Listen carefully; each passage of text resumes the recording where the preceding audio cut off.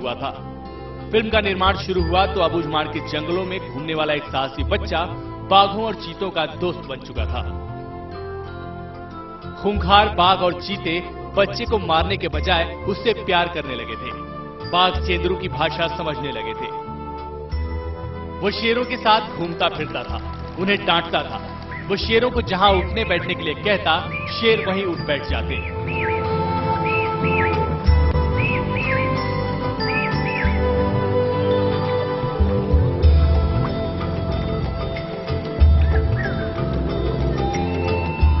बताते हैं कि एक शेर तो चेंदरू से इस कदर घुल मिल गया था कि वो चेंदरू का आदेश मिलने के बाद ही खाना खाता था।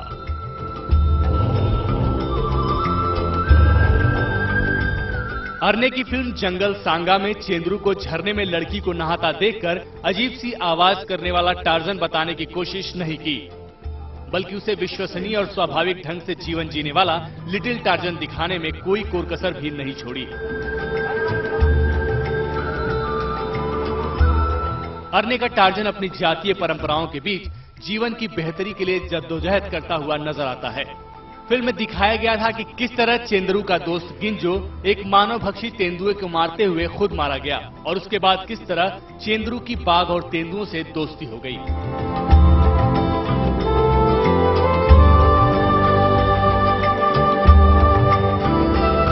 फिल्म में शेर के पिंजरे और दूसरे सामानों को इधर से उधर करने वाले लोग भी चेंदरू के साहस को देखकर विदेशियों के सामने अपने को बड़ा समझने लगते थे।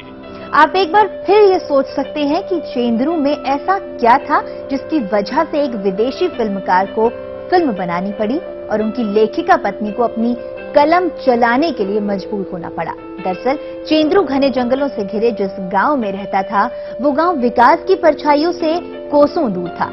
9 साल का होते होते चेंदरू धनुष चलाने की कला में माहिर हो चला था। अपने परिवार के लिए खरगोश और बटेर तो वो यूं ही तीर फेंक कर बटोर लिया करता था। अरने 1954 में अबूझमाड़ पहुंचे थे। काफी रिसर्च के बाद 1955 में फिल्म की शूटिंग शुरू हुई। 5 रील और 88 मिनट की फिल्म में मशहूर सितार वादक रविशंकर ने संगीत दिया।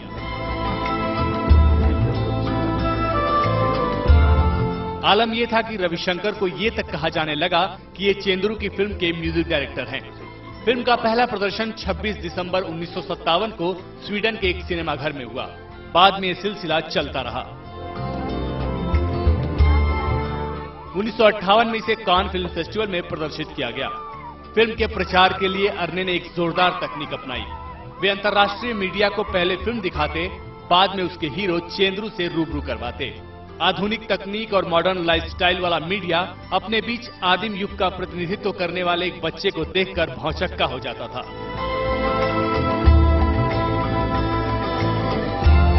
विदेश में चेंदरू को लेकर खूब खबरें छपी। किसी ने उसे रियल टार्जन बताया तो किसी ने जंगल का असली मोंगली। उसमें प्राकृतिक क्षमता थी अभिनय की, और इतने इंटीरियर में जाकर के जहां लोग पहुंच नहीं पाते थे, वहां पे बर्गमैन पहुंचे और उन्होंने जाकर के उस लड़के को ढूंढ निकाला। ये तो उनकी भी एक क्षमता थी।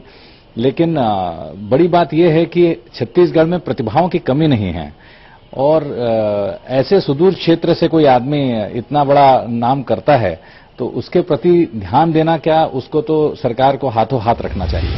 चेंदरू लगभग 7 महीनों तक अरने के घर पर ही रहा। इस बीच अरने ने चेंदरू को घुड़सवारी की ट्रेनिंग दी और बंदूक चलाना भी सिखाया। बदले में चेंदरू ने भी अरने के बच्चों को पेड़ के पत्तों में तंबाकू भरकर सुट्टा मारने का हुनर सिखाया। फिल्म के प्रदर्शन के कुछ महीनों के बाद जब फिल्म की चमक धुंधली पड़ने लगी तो अरने को ये लगा कि वे अपने फायदे के लिए स्वाभाविक जिंदगी जीने वाले बच्चे को अपने साथ रखकर अन्याय कर रहे हैं। शायद ये तय था कि चेंदरू गोरे बच्चों के बीच बहुत ज्यादा दिन तक नहीं रह सकता था, उसे तो वापस लौटना ही था। अरने ने चेंदरू को गोद लेने का भी मन बनाया था, लेकिन पत्नी से तलाक होने के बाद अरने की ये दिली तमन्ना भी टूट गई।